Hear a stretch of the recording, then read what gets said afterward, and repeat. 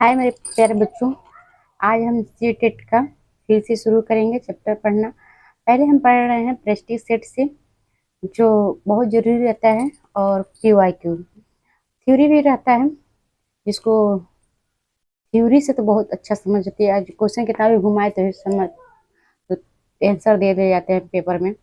आप लोग उससे बता दूं, क्योंकि आप लोगों का थ्योरी पढ़ना सबसे अच्छा है। अपने हाथ से नोट्स बना लीजिए, नहीं तो मैं नोट्स के माध्यम से पढ़ाऊंगी, वो पढ़ लीजिएगा। आज मैं शुरू कर रही हूँ प्रेस्टीज सेट से, क्योंकि पहले मैं वीडियो डाली हूँ, कुछ वीडियो उसको देख लीजिएगा, और तो वीडियो मैं डिलीट कर चुकी हूँ, तो उसके लिए मैं कुछ कह तो नहीं पाऊंगी, फिर से मैं पढ़ाना शुरू करूँगी दोबारा से, तो आप लोग पढ़ लीजिएगा। आज हम क्वेश्चन आंसर करेंगे, तो आप लोग आइए जुड़ जाइए जल्दी जल्दी। पहला क्वेश्चन है, जो एक समावेशी व्यवस्था में कौन किसकी जरूरतों के अनुसार यथोचित संयोजन करता है। ए है अभिभावक स्कूल की जरूरतों के अनुसार, दूसरा है बी स्कूल छात्र की जरूरतों के अनुसार, सी छात्र स्कूल की जरूरतों के अनुसार। मैं इतना समझाऊंगी नहीं, क्योंकि मैं थ्योरी में समझाऊंगी, क्योंकि बहुत लंबा वीडियो बन जाएगा। डी है छात्र शिक्षक की जरूरतों के अनुसार। इसमें बी है स्कूल छात्र की जरूरतों के अनुसार, क्योंकि स्कूल के जो विद्यालय की व्यवस्था बनी रहती है वो छात्रों के अनुसार बनी रहती है। ये नहीं कि छात्र स्कूल की व्यवस्था के अनुसार चले जी। बहुत से कमजोर बच्चे जाते हैं स्कूल पढ़ने के लिए, डरे भय वाले बच्चे जाते हैं, निम्न उच्च हर तरह के बच्चे जाते हैं। तो उसकी देख के बच्चे को अनुसार देख कर ही व्यवस्था बनानी पड़ती है। ये है, इसमें बता दी। और दूसरा क्वेश्चन है, इस पहले में बी है, दूसरा में पूर्व सक्रियात्मक अवस्था में कौन सी संज्ञानात्मक क्षमता आती है। अमूर्त सोच की क्षमता, लक्ष्य निर्देशित व्यवहार की क्षमता, दूसरे का नजरिया लेने की क्षमता, परिकल्पनात्मक निगमनात्मक सोच की क्षमता। इसमें है बी, इसमें भी बी है, लक्ष्य निर्देशित व्यवहार की क्षमता। तीसरा कथन, पढ़ाते समय एक शिक्षक को पाठ्य सामग्री को दर्शाने के विभिन्न तरीके अपनाने चाहिए। कारण है शिक्षक को अधिगमकर्ताओं की विविध आवश्यकताओं हेतु अपने शिक्षा छात्र को उनके अनुकूल बनाना चाहिए। इसमें है ए, ए और आर दोनों सही है, और आर सही व्याख्या करता है ए की। बी, ए और आर दोनों सही है, लेकिन आर सही व्याख्या नहीं है ए की। सी, ए सही है लेकिन आर गलत है। डी, ए और आर दोनों सही हैं। तीसरा में है ए, ए और आर दोनों सही सही है, और आर सही व्याख्या करता है ए की। अब चौथा पढ़ेंगे, क्वेश्चन 4, किसी संग प्रत्यय के प्रासंगिकी और अर्थपूर्ण होने के लिए क्या आवश्यक है। उपयुक्त परिभाषा द्वारा पढ़ाया जाना। बी, बच्चे के जीवन संबंधी सामाजिक परिप्रेक्ष्य से जोड़ कर पढ़ाना। सी, पाठ्य पुस्तक से बच्चों की कॉपी में जो का त्यों लिखना। जो का त्यों सबसे गलत है, रटना, परिभाषा, ही भी, ये सब गलत होता है सी-टेट के लिए। डी है अच्छे से रट लेना, ताकि, देखिए रटना है ना, रटना, ताकि विद्यार्थी प्रतियोगिताओं में हिस्सा ले पाए। ये भी गलत है। रटना प्रतियोगिता, किसी बच्चे की प्रतियोगिता नहीं होती है। कहीं कहीं पर प्रतियोगिता सही रहती, कहीं नहीं सही रहती है। सी-टेट तो गलत ही मानती है। चौथा में बी है, बच्चे के जीवन संबंधी सामाजिक परिप्रेक्ष्य से जोड़कर पढ़ाना। पांचवा, एक कक्षा में बच्चों के असफलता के भय को दूर करना क्यों जरूरी है। ये है, एक कक्षा में अध्यापक बच्चों के भय को संभाल नहीं सकता। बी है, विद्यालय बच्चों के भावनात्मक जीवन की जिम्मेदारी नहीं ले सकता।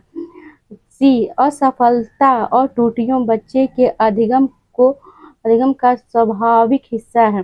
डी है, भय का एहसास करने वाले बच्चे विकासात्मक रूप से विफल होते हैं।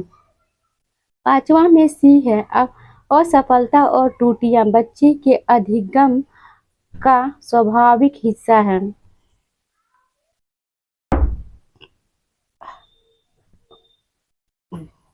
आर्थिक रूप से कमजोर वर्ग छठा आर्थिक रूप से कमजोर वर्ग के विद्यार्थियों की शिक्षा के संबंध में शिक्षक का अधिकार अधिनियम 2009 के खंड 12 द्वारा निम्नलिखित में से किसकी सिफारिश की गई है।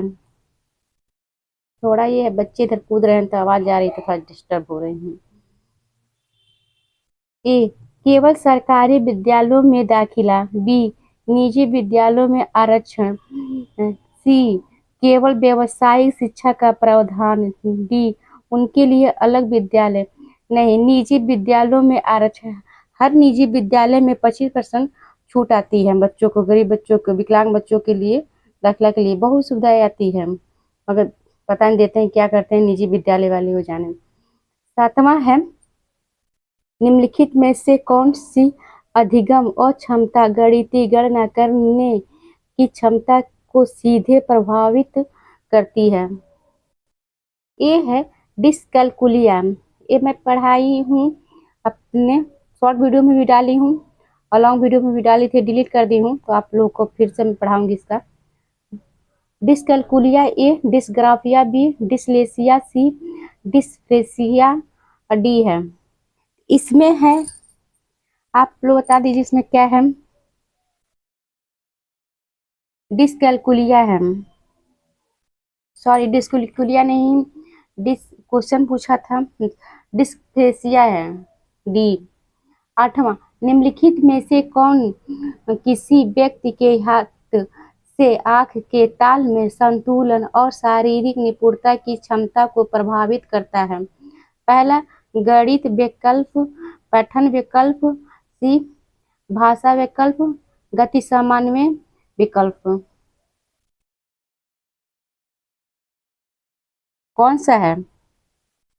गति समन्वय विफल्य। 9 उन विद्यार्थियों के सफल समावेशन के लिए उन्हें दृष्टि बाधित है, एक शिक्षिका को क्या करना चाहिए? आसपास के चिन्ह रूपी सामग्री में मौखिक स्पष्टीकरण जोड़ें। बी वे उन विद्यार्थियों को हस्तलिखित नोट्स दें।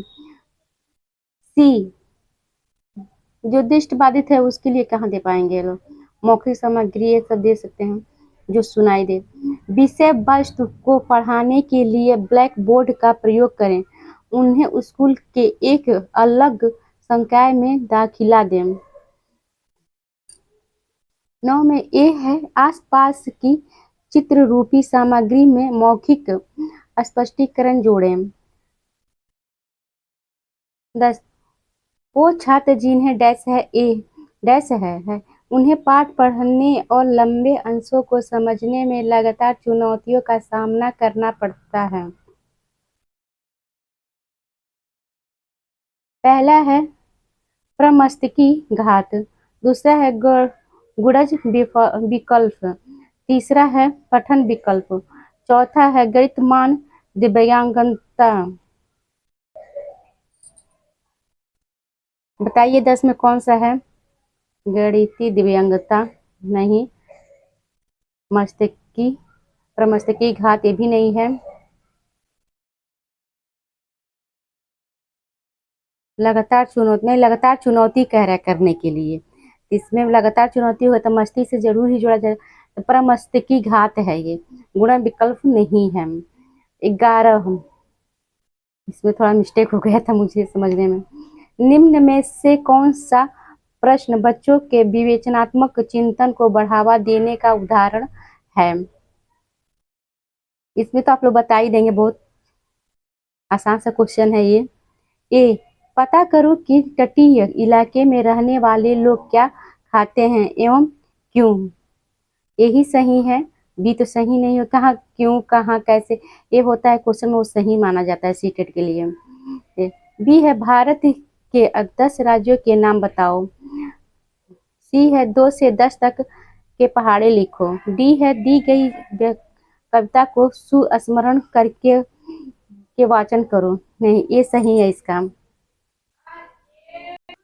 थोड़ा वीडियो कट गया था। इसका 11 का ए है। अब बी है, इसका ए है, बी से मतलब कटा था। भारत के 10 राज्यों के नाम बताओ। सी है 2 से 10 तक पहाड़ा लिखो। डी है दी गई कविता को सुस्मरण करके वाचन करो। इतना ही कटा था नीचे का वीडियो में। 12वां है, विकास का चरणीय सिद्धांत निम्नलिखित नियमों में से किस पर स्पष्ट रूप से जोर देता है। विकास की निरंतरता। बी है विकास की अनिरंतरता। सी है विकास को प्रभावित करने वाले सांस्कृतिक कारक। डी है विकास प्रक्रिया संबंधित वातावरणीय कारक। इसमें बी है विकास की अनिरंतरता कारण। विकास की अनिरंतरता कारण पढ़ देंगे। बच्चों के विकास का क्रम। 13वां, अमूर्त से मूर्त की तरफ होता है, सामान्य से विशिष्ट की ओर होता है, पैर से सिर की ओर होता है, हाथ पैर के केंद्र की ओर होता है। एक मिनट रुकिए, दरवाजा बंद करने चली गई थी क्योंकि बच्चे शोर कर रहे हैं सब, तो सुनाई नहीं दे रहा था अच्छे से, पढ़ने में थोड़ा सा डिस्टर्ब हो रही थी बार बार। 13वां पढ़ रहे थे हम लोग। 13वां में कौन सा है, सामान्य से विशिष्ट की ओर होता है। क्योंकि छोटे बच्चे तो जो वस्तु देखेंगे उसी के बारे में बता सकते हैं, जो वस्तु नहीं उसके सामने से देख कर हटा दिया जाए तो भूल जाते हैं, वो नहीं बता सकते हैं।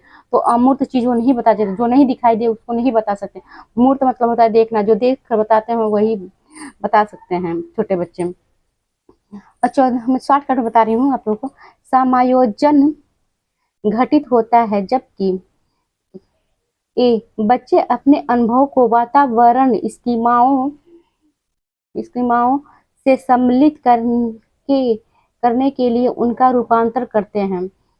बी बच्चे अपने वर्तमान स्कीमाओं में परिवर्तन करके नए अनुभवों के अभिप्राय को समझते हैं। सी बच्चे अपने स्कीमाओं की असंबद्ध खंडों में बांट देते हैं।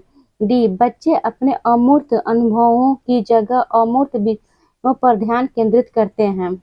14 का कौन सा है, जल्दी से बताइए। बी अपने बच्चे अपने वर्तमान स्कीमाओं में परिवर्तन करके नए अनुभव के अभिप्राय को समझते हैं। 15 एक 5 वर्षीय बच्चे को 16 फूलों के चित्र दिखाए जाते हैं, जिनमें से 4 लाल और 12 नीले रंग के होते हैं। जब बच्चे से पूछा जाता है कि क्या नीले फूल अधिक हैं या लाल फूल अधिक हैं, तो बच्चा उत्तर देता है कि नीले फूल अधिक हैं। जिन पियाजे के सिद्धांत के अनुसार इसका अभिप्राय है कि बच्चा अभी दक्षता हासिल नहीं कर पाया है। इसमें क्रमबद्धता है, श्रेणीबद्ध वर्गीकरण है, सकारात्मक अनुमान है, प्रतिज्ञापति चिंतन है। इसमें श्रेणीबद्ध वर्गीकरण है।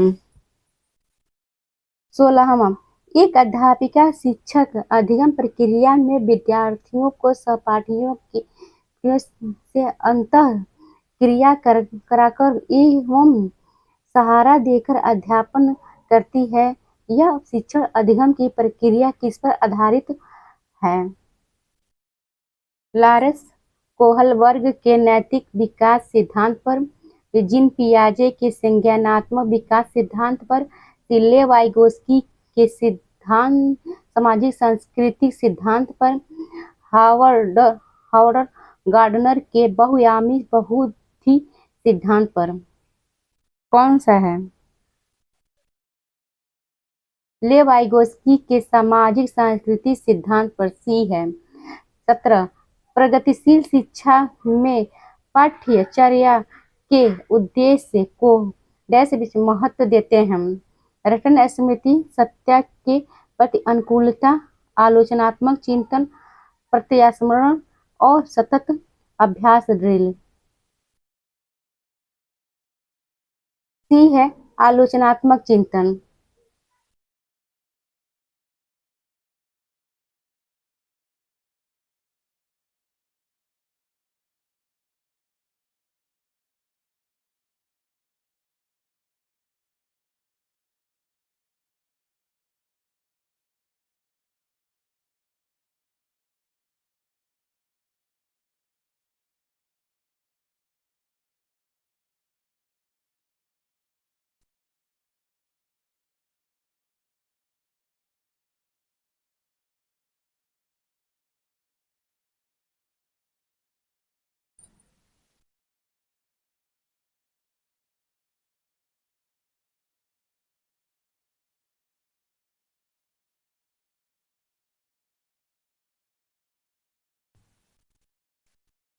अठारह हावर्ड गार्डनर के बहुबुद्धि सिद्धांत के अनुसार इनमें से कौन सी बुद्धि जटिल आंतरिक भावनाओं को पहचानने और उनका प्रयोग करके अपने आचरण को दिशा देने की योग्यता से संबंधित है? ए है अंतर व्यक्तित्व बुद्धि, बी है अतः व्यक्तित्व बुद्धि, सी है भाषात्मक बुद्धि, डी है प्राकृतिक बुद्धि। इसमें कौन सा है? अंतः व्यक्तित्व बुद्धि, इंट्रापर्सनल।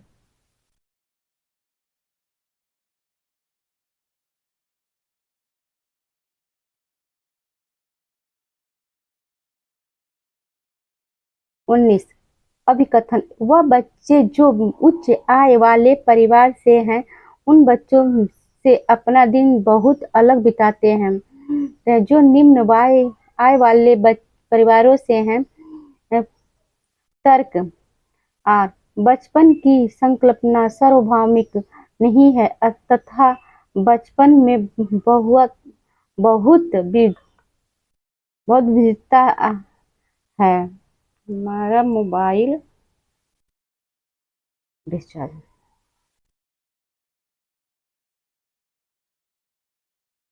ए है ए और आर दोनों सही है और आर सही व्याख्या करता है ए की। बी है ए आर दोनों सही है लेकिन आर सही व्याख्या नहीं है ए की। सी है ए सही है लेकिन आर गलत है। डी है ए और आर दोनों गलत है। इसमें कौन सा है बताइए लिसे। ए और आर दोनों सही है और ए है ए और आर सही व्याख्या करता है ए की। ए है माना। 19 का ए सही है। 20 का विकास में डैश है एक आयामी एक दिशाई। सी है में बदलाव किया जा सकता है। डी है आनुवंशिकता द्वारा पूर्ण रूप से पूर्व निर्धारित में बदलाव किया जा सकता है। सी सही है। 22 में सीखने की वह प्रक्रिया क्या कहलाती है जिसमें बच्चे स्कूल जैसी सामाजिक संस्थाओं में प्रवेश करके सीखते हैं? पहला है परिपक्वता, दूसरा बी है पहला कह देते ए है मतलब परिपक्वता और बी है निष्क्रिय समाजीकरण, सी है प्राथमिक समाजीकरण, डी है द्वितीय समाजीकरण। ये सामाजिक व्यवस्था जो आया है आप लोग देख रहे हैं जहाँ प्राथमिक पूछे तो परिवार, सामाजिक पूछे तो द्वितीय समाजीकरण है।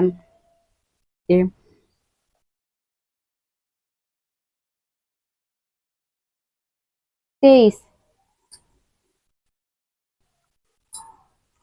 में एक बच्चा पहले अपने हाथ से बॉल जैसी बड़ी चीजों को पकड़ना सीखता है, उसके बाद चिमटी पकड़ का इस्तेमाल करके एक मटर उठाना सीखता है।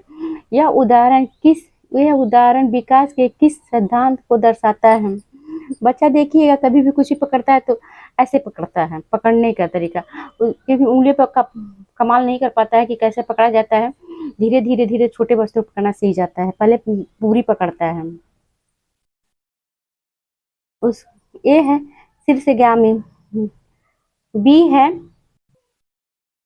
समीप ध्रुवाभिमुख, सी है सामान्य धारणा, डी है संरक्षण। इसमें बी ही है समीप ध्रुवाभिमुख। 24 विकासात्मक परिवर्तन।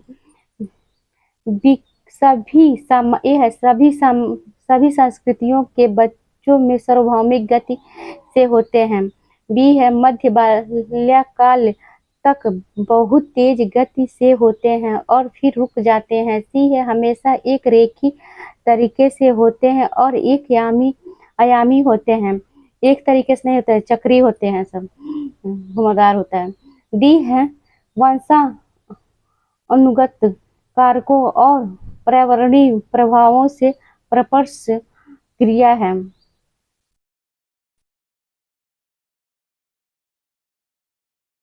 वंशानुगत कारकों और पर्यावरणीय प्रभावों से परस्पर क्रिया है।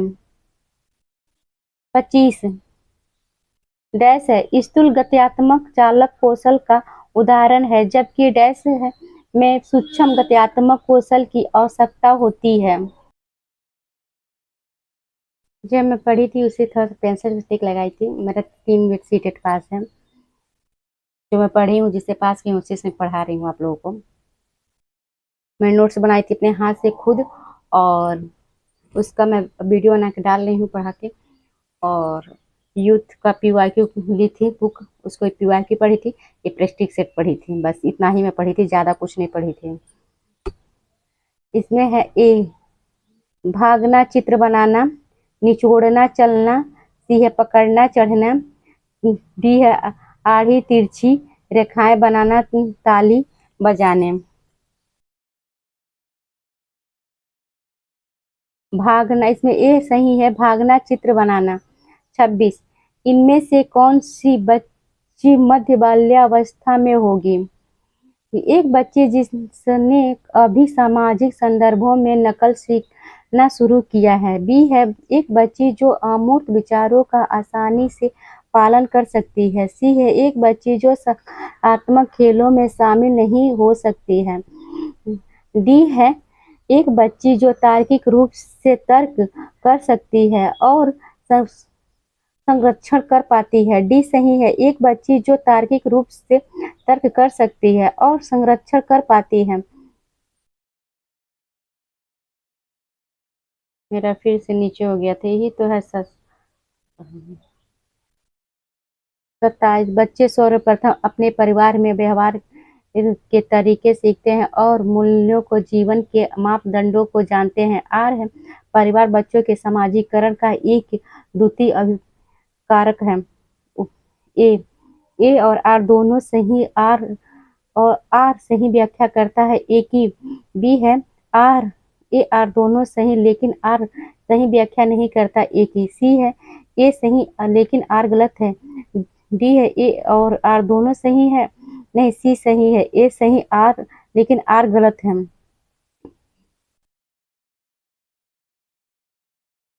28 निम्नलिखित में से कौन सा युग्म सही मिलान है?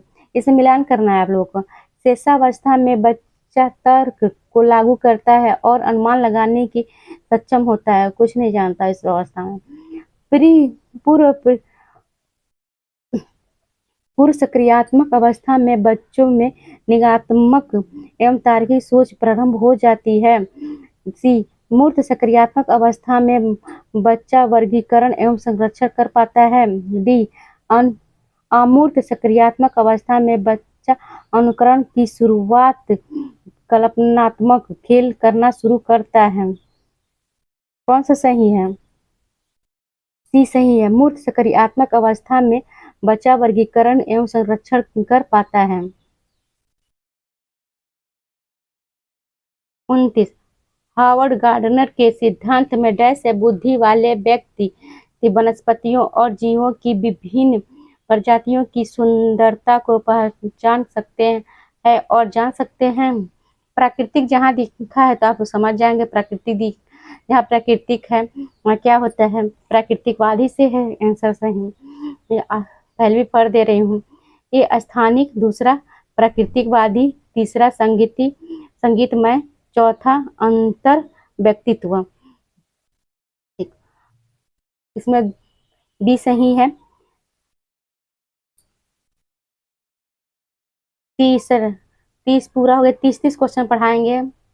राष्ट्रीय शिक्षा नीति 2020 क्या सिफारिश करती है? बहुभाषावाद, एक भाषावाद, सी पाठ्यक्रम का मानकीकरण, डी मूल्यांकन का मानकीकरण। इसमें कौन सा सही है? राष्ट्रीय शिक्षा नीति 30 में बहुभाषावाद है। लाइक और सब्सक्राइब कर दीजिएगा आप लोग प्लीज। मैं प्रेस्टिक सेट ही पढ़ाऊंगी। हम लोग डेली 30 क्वेश्चन पढ़ाऊंगी ये वाला आप लोग का, और थ्योरी की क्लास भी दूंगी। थ्योरी की क्लास में कल से पढ़ाना शुरू करूंगी आप लोगों को। नोट्स जो हाथ से बनाई हूँ सिलेबस के अनुसार। और रही बात यूपी टेट का भी चाहिए तो आप लोग यूपी टेट भी आप लोग मुझसे कमेंट में कर दीजिएगा कि यूपी टेट का भी नोट्स बना के आप लोग को पढ़ाएं, तो यूपी टेट का भी पढ़ाऊंगी। क्योंकि मैं यूपी टेट पहली बार दी थी तो भी मैं पास थी, और 3 बार मेरा सी टेट पास है। तो आप लोग से कह रही हूँ लाइक और सब्सक्राइब कर दीजिए कि मैं भी लाइव वीडियो में आके पढ़ाऊँ।